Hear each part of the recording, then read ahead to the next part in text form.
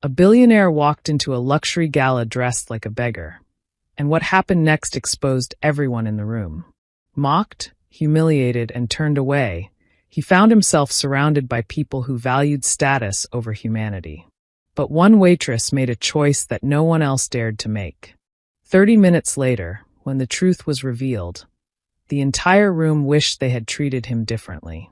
Hello fam, welcome to True Love Stories, where we share interesting and intriguing stories. Please do well to subscribe to my YouTube channel. Do not forget to like and share with your loved ones. Now let's dive into the story. Atlanta shimmered under the glow of a warm spring night, but inside the Grand Meridian Hotel, the air was sharper, charged with ambition, curiosity, and quiet competition.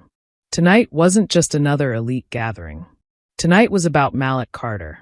No photos, no interviews, no public appearances. Just a name that had taken over headlines and boardrooms in less than a year. Mallet Carter, the black billionaire who had risen from nothing and now owned pieces of industries people spent lifetimes trying to enter. And tonight, for the first time, he would be seen. Inside the ballroom, the city's most influential black professionals and social elites gathered in their finest. Tailored suits, designer gowns, polished shoes moving across marble floors. Every detail spoke of success, or at least the performance of it. But beneath the elegance, there was calculation. 5 minutes, a man whispered to his associate. That's all I need with him. Across the room, a group of women stood poised, eyes occasionally flicking toward the entrance. He's young, rich, and single, one of them said quietly. Let's not pretend this is just business. Soft laughter followed. Everyone wanted something from Mallet Carter. Everyone except one person. Near the back of the room, weaving carefully between guests, was Alara James. She wasn't dressed in silk or diamonds. Her uniform was simple black slacks, a crisp white shirt, and a fitted vest. Her hair was neatly pulled back, her expression focused but calm. She carried a tray of champagne glasses with steady hands, moving with the quiet efficiency of someone used to being overlooked. Alara, called the event coordinator, snapping her fingers lightly. Stay sharp tonight. No mistakes. This guest list matters. Yes, ma'am, Alara replied. For her, this night wasn't about billionaires or connections. It was about finishing her shift, collecting her pay, and making sure she could cover rent at the end of the month. Maybe even send a little extra to her younger brother. Still, she couldn't ignore the energy in the room. It felt different, like something important was about to happen. Near the entrance, security stood unusually alert. Among them, a tall man with a composed, watchful gaze, Marcus Reed, head of security, spoke quietly into his earpiece. He's close, came a voice through the comm. Marcus nodded slightly. Positions. And remember, no interference unless instructed. One of the guards frowned. Even if something goes wrong? Marcus's eyes stayed on the door. Especially then. Back in the ballroom, the music softened. Conversations dipped. Heads turned subtly toward the entrance. The moment had arrived. Alara paused briefly, adjusting her grip on the tray. Across the room, guests straightened, smiles sharpening, eyes bright with opportunity. The doors opened. But instead of admiration, confusion spread like a ripple through water. A man walked in. Not in a designer suit. Not in polished shoes. In rags. His coat was torn at the seams. His shirt stained. His shoes worn thin. His beard was uneven, his hair unkempt. He looked like he had come straight from the streets. The shift in the room was immediate and brutal. What is he doing here? Someone hissed. Security, another voice called out, offended. But security didn't move. Marcus Reed simply watched. The man, Mallet Carter, though no one recognized him, took slow, deliberate steps into the room. His eyes moved across the crowd, observing, measuring, understanding. Then he spoke. Excuse me, he said, his voice calm despite the tension. Could anyone spare some money? I need medication. I'll leave right after. Silence. Then disgust. A man turned his back on him completely. A woman stepped away as if he carried something contagious. Another guest let out a sharp, mocking laugh. Wrong place, someone muttered. Malik stood there unshaken, watching, learning. Across the room, Alara James had gone still. Her tray hovered in her hands, forgotten for a moment.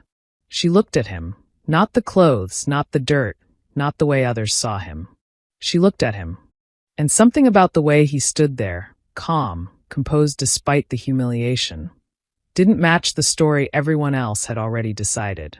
She didn't move yet, but she would.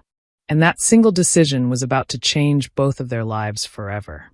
The laughter didn't die down, it grew sharper. What began as discomfort quickly turned into entertainment for the crowd. The man in rags had become a spectacle, something to mock, something to reject so they could feel more secure in their own status. Did he really think this would work? A man scoffed, swirling the wine in his glass before flicking it carelessly. Red droplets splashed across Malik's already worn coat. A few people chuckled. Pathetic, a woman muttered, lifting her gown slightly as she stepped away from him. These people are getting bold. Malik didn't react. Not to the wine. Not to the laughter. Not even when someone brushed past him deliberately, knocking his shoulder. He remained composed, almost unsettlingly calm. I just need a little help, he repeated quietly to another group. Money for medication. That's all. Go to a shelter, one man snapped. This isn't a charity event. Or get a job, another added, drawing a few approving nods. Someone else spat near his shoes. And still no one helped. Near the edge of the room, Alara James felt her chest tighten. She had seen difficult things before. Long shifts, rude customers, people who treated her like she didn't exist. But this felt different. This wasn't indifference. This was cruelty, performed openly, almost proudly. She glanced toward the entrance. Security hadn't moved. Her grip tightened slightly around her tray. Don't get involved, another waitress whispered beside her. You'll get in trouble. Alara didn't respond. Across the room, Malik's eyes briefly lifted, and for a second they met hers. There was no pleading in his gaze. No desperation. Just quiet endurance. That was what made her move. She stepped forward, ignoring the subtle shift in attention as a few guests noticed her breaking from her role. Sir, she said gently as she reached him, her voice steady despite the eyes now on her. Come with me. A nearby guest let out a short laugh. You serious right now? Alara didn't even look at him. Instead, she reached out, not hesitantly, not reluctantly, and placed her hand lightly on Malik's arm.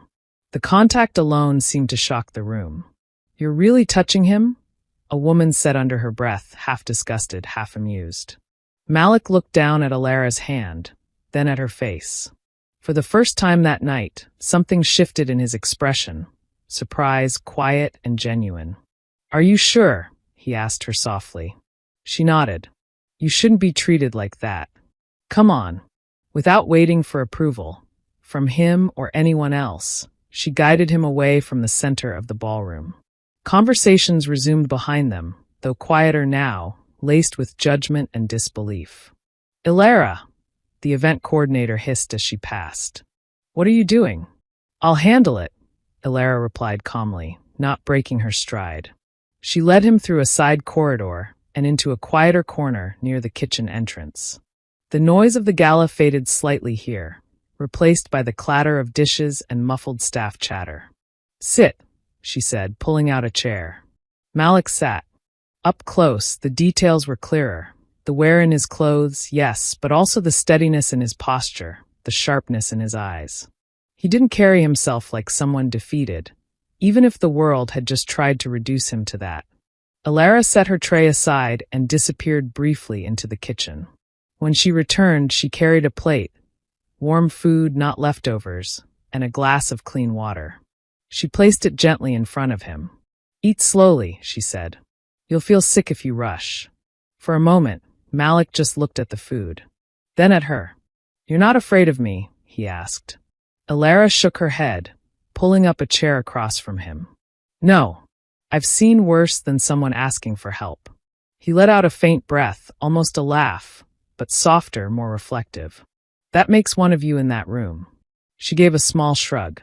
People get caught up in appearances. Malik picked up the fork, taking a careful bite. He didn't rush, just like she'd advised. There was a quiet discipline in the way he ate, like someone used to controlling more than just hunger. After a few moments, Alara reached into the pocket of her apron. She hesitated briefly, just long enough to acknowledge what it meant for her. Then she pulled out a folded bill. "I don't have much," she said, placing the $50 on the table near his hand. "But this should help with your medication." Malik stared at the money, then slowly looked up at her. "You don't even know me," he said. She met his gaze without flinching. "I don't need to." "Why would you do this?" he asked, his voice quieter now, more serious. Alara leaned back slightly, folding her hands in her lap. "Because you asked for help, and no one helped you. That's reason enough." Silence settled between them, but it wasn't uncomfortable. It was real. Malik nodded slowly, taking in her words. "Thank you," he said, and this time there was weight behind it. "You've shown me something important tonight." She gave a small, almost shy smile. "Just take care of yourself, okay?" He finished his meal, wiped his hands carefully, and stood. For a brief moment, it felt like he might say more, but instead he simply gave her a respectful nod. "I won't forget this," he said. Alara didn't think much of that statement. People said things like that all the time.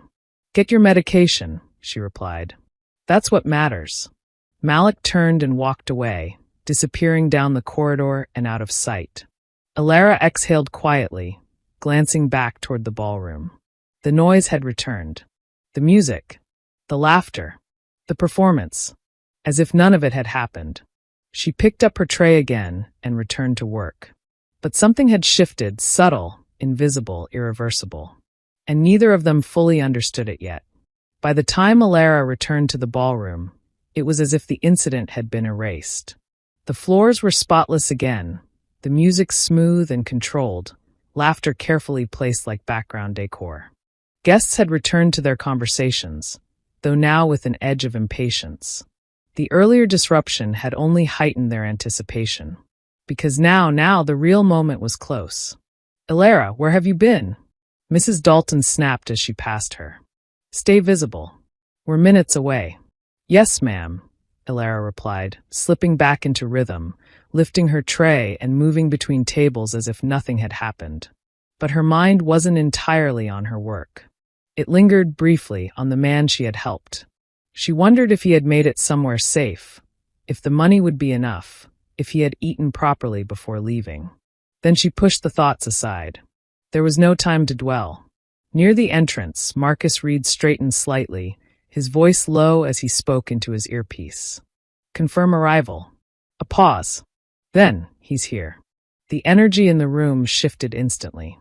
It was subtle, but undeniable. Conversations slowed. Bodies angled toward the entrance. Glasses were set down. Smiles were adjusted, perfected, weaponized. Vanessa Cole lifted her chin slightly, smoothing an invisible crease from her gown. "Showtime," she murmured. Across the room, businessmen instinctively gathered themselves, preparing to move at just the right moment. Not too eager, not too slow. The doors opened again. This time, there was no confusion. A sleek black car had already been seen pulling up outside, and now he stepped in, clean, composed, unmistakably powerful. Malik Carter. Gone were the rags. In their place was a sharply tailored charcoal suit that fit him with effortless precision. His shoes gleamed under the chandelier light. His watch caught just enough reflection to hint at its value without announcing it. But more than the clothes, it was his presence. He didn't rush. He didn't hesitate. He entered, and the room responded. A wave of attention followed him as he walked forward, calm and self-assured. Conversations stopped entirely now. Eyes tracked his every movement. "That's him. That's Malik Carter. He's different than I expected." Within seconds, people began to close in. "Mr. Carter, it's an honor. I've been hoping to speak with you. Congratulations on your recent acquisitions. Truly impressive." Hands extended. Smiles widened. Voices softened into polished charm. Malik acknowledged them with brief nods, a firm handshake here, a measured glance there, but he didn't stop moving. And his eyes. His eyes were searching. Not for the loudest voice. Not for the most impressive introduction. For her. Malik's gaze moved through the crowd with quiet precision until, finally, it found her. And stopped. For a brief moment, the noise of the room seemed to fall away again. He didn't smile widely. Didn't call attention to it. Just a small, knowing look. Recognition. Alara quickly looked down, suddenly aware of everything. Her uniform, her position, the distance between them now. She adjusted her grip on the tray and turned slightly, trying to refocus on her work. But the room had already shifted around Malik. Darius Whitmore stepped forward confidently, extending his hand. "Mr. Carter, Darius Whitmore. I've been looking forward to this moment." Malik shook his hand. "Have you?" "Absolutely. I believe we share an interest in expansion markets." Malik nodded once, listening, but only partially. Vanessa Cole approached next, her smile effortless, her voice smooth. "Mr. Carter, welcome. Atlanta has been very curious about you." "I can tell," Malik replied calmly. Soft laughter followed. "I hope the evening meets your expectations," she added, her tone layered with implication. Malik glanced at her briefly, then past her. "Parts of it already have," he said. She didn't quite understand what he meant, but she smiled anyway. Around them, the performance continued. People showcased their wealth, their intelligence, their charm, each one trying to stand out to matter. But Malik had already seen what he needed to see, and none of it impressed him. After several minutes of circulating, he subtly signaled to Marcus. It was time. Marcus nodded and moved toward the stage, quietly speaking to the band. The music softened, then faded. A hush fell over the room once more. "Ladies and gentlemen," Marcus announced, "may I have your attention?" All eyes turned. Malik stepped forward. This time, not as an observer, but as the man they had been waiting for all night. The room fell into a polished silence as Malik Carter stepped onto the stage. Every eye followed him. Every expectation sharpened. This was the moment they had been preparing for. The speech, the impression, the opportunity to align themselves with power. Malik stood still for a second, scanning the room. Not with admiration, with recognition. "I want to thank everyone for being here tonight," he began, his voice calm, controlled, carrying effortlessly across the ballroom. "It's clear a lot of effort went into making this evening memorable." A few soft chuckles rippled through the crowd. Heads nodded. Smiles returned. But Malik didn't smile. "In fact," he continued, "I've already had a very interesting experience tonight." The tone shifted, subtle, but enough to create unease. Some guests exchanged glances. Malik stepped slightly forward, his gaze sweeping across the very people who had mocked him earlier. "Before I arrived the way you see me now," he said, adjusting his cuff slightly, "I entered this room in a different way." The confusion was immediate. What does he mean? "I arrived," Malik said, his voice steady, "dressed as a man you would not look at twice. A man most of you wouldn't stand near. A man some of you felt comfortable humiliating." The silence tightened. A glass slipped slightly in someone's hand. "I came to you," he continued, "not as a billionaire, but as someone asking for help. I said I needed money for medication. I said I would leave quietly." Faces began to change now, subtle panic, dawning realization. "I was ignored," Malik said. "I was insulted. Laughed at. Wine was poured on me. No one moved. I was told to get a job," he added, his voice sharpening just slightly. "Told I didn't belong in this room." Across the ballroom, Vanessa Cole's expression stiffened. Darius Whitmore looked down briefly, adjusting his sleeve as if suddenly aware of himself. Malik let the weight of it sit. "You see," he said, "it's easy to be impressive when you already know someone has value, when their name carries power, when their presence benefits you." His eyes moved slowly across the crowd. "But character," he continued, "is revealed in how you treat someone who appears to have nothing to offer you." The room was completely still now. No laughter, no whispers, just truth sitting heavily in the air. "And tonight," Malik said, "almost all of you failed that test." The words landed without decoration. Direct, Unavoidable. No one argued. No one could. Then his tone softened. Except one person. His gaze shifted toward the back of the room. Every head turned instinctively, following his line of sight. Alara froze where she stood near the service entrance, her hands tightening slightly around the tray she was holding. She hadn't moved closer. Hadn't tried to be seen. But now, she couldn't be unseen. "Alara James," Malik said clearly. A ripple moved through the crowd as people stepped aside, creating a clear line of sight to her. "That young woman," he continued, "was the only person in this entire room who treated me like a human being." Alara's heart pounded. She wanted to disappear, but there was nowhere to go. "She didn't know who I was," Malik said. "She had no reason to believe helping me would benefit her in any way."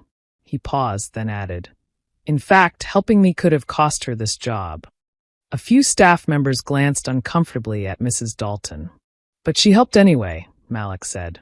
He stepped down from the stage.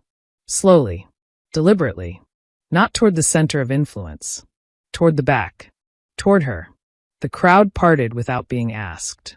Every step he took seemed louder than it should have been, echoing in the silence. Alara lowered her gaze as he approached, suddenly aware of everything.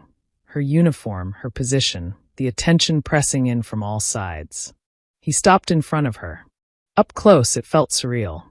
"You gave me food," Malik said, his voice no longer carrying across the room, but somehow still heard by all.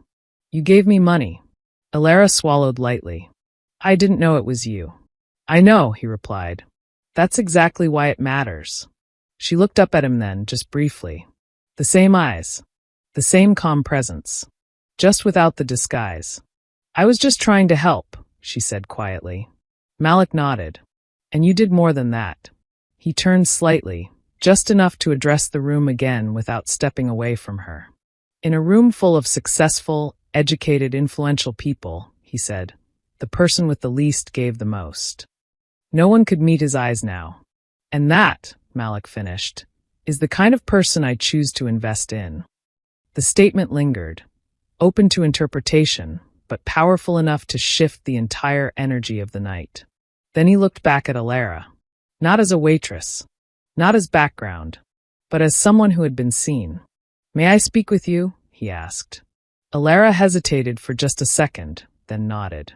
"Yes." And just like that, the night everyone thought was about meeting a billionaire became about the one person who never tried to. The kitchen felt smaller than usual. Not physically, but in the way silence pressed against the walls, in the way every small movement suddenly seemed louder. The clatter of dishes had slowed, conversations among staff reduced to whispers that didn't quite hide their curiosity. Alara stood near the prep counter, trying to steady her breathing. "Girl, do you know who that is?" one of the other waitresses whispered. Alara nodded faintly. "I do now." Before anything else could be said, the kitchen doors swung open, and Malik Carter stepped in. The room shifted instantly. Staff straightened.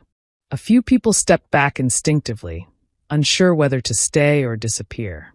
Malik didn't acknowledge any of them. His focus was entirely on Alara. "Can we have a moment?" he asked, his tone polite but leaving little room for refusal. Mrs. Dalton, who had rushed in behind him, nodded quickly. "Of course, yes, absolutely." Everyone back to work. But no one went far. They pretended to stay busy, ears tuned closely. Alara wiped her hands on a clean towel, suddenly aware of every detail. Her slightly wrinkled sleeve, the faint flower on her wrist, the fact that just an hour ago she had been completely invisible in his world. Now she was the center of it. Malik stopped a few feet in front of her. For a moment, neither of them spoke.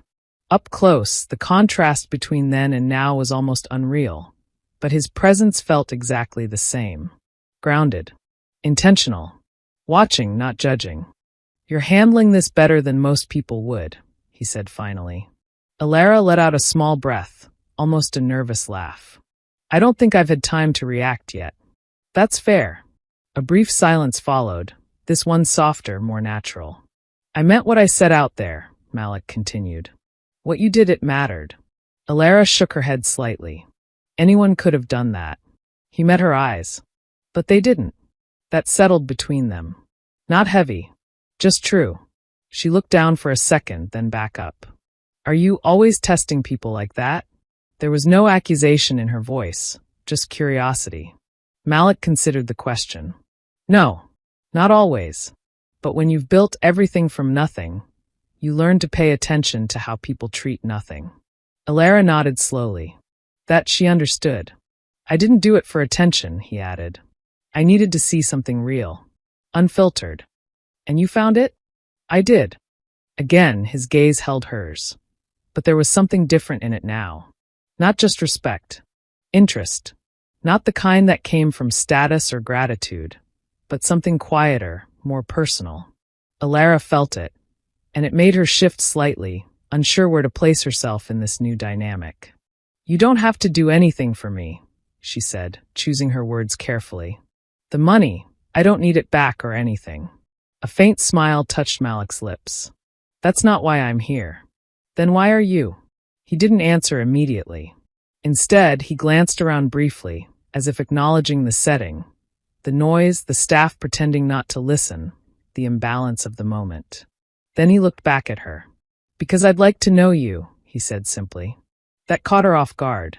Not because of who he was, but because of how he said it. No performance. No charm layered with intention. Just direct honesty. Alara blinked. You don't even know anything about me. I know enough to want to learn more. She folded her arms lightly, not defensively, but thoughtfully. And what if I'm not what you expect? Malik's expression didn't change. Then I'll adjust my expectations. That earned the smallest hint of a smile from her. You're very straightforward, she said. I don't see a reason not to be. Another pause. This one less awkward. More grounded. Alara glanced toward the kitchen doors, where the faint sound of the Gala still drifted in. You probably have a room full of people waiting to impress you. I do, Malik said. And you're in here. Yes. Why? He held her gaze again. Because none of them showed me who they are, he said. You did. That landed deeper than she expected. For the first time since this began, Alara felt something shift, not around her, but within her. Not pressure. Not obligation. Just possibility. Malik reached into his jacket pocket and pulled out a simple card. No flashy design. Just his name, a number, and an email. He placed it gently on the counter between them. No expectations, he said. If you're open to it, call me. If not, that's fine too. Alara looked at the card, but didn't pick it up right away. You're really leaving that up to me? She asked. I am. That's risky. A faint, knowing look crossed his face. So was walking into this room the way I did. She couldn't argue with that. After a moment, she reached out and picked up the card, turning it over once in her fingers.